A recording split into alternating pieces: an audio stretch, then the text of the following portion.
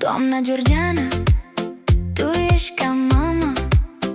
Au trecut ani și nu mi-am dat seama că va veni momentul de rămas bun. Cât te iubesc, aș vrea să-ți spun.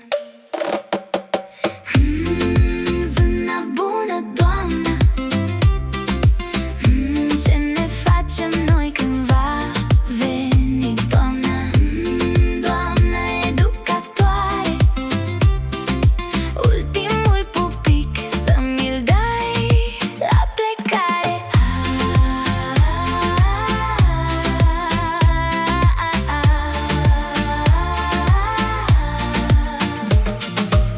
Îți mulțumesc, doamna educatoare, că ai inima atât de mare, să ne poți iubi pe fiecare.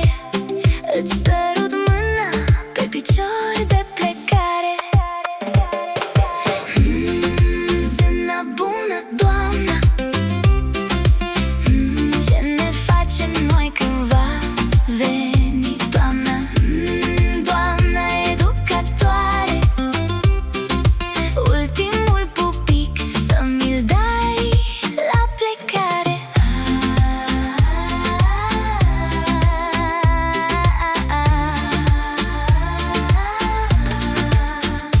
Ne-ai șters lacrimile și-n brațe ne-ai luat, ne-ai încurajat mereu, ne-ai îndrumat să fim mai buni, să iubim mai mult. Aș sta mereu povețele să ți le ascult. Zână bună, Doamnă, Doamnă Georgiana.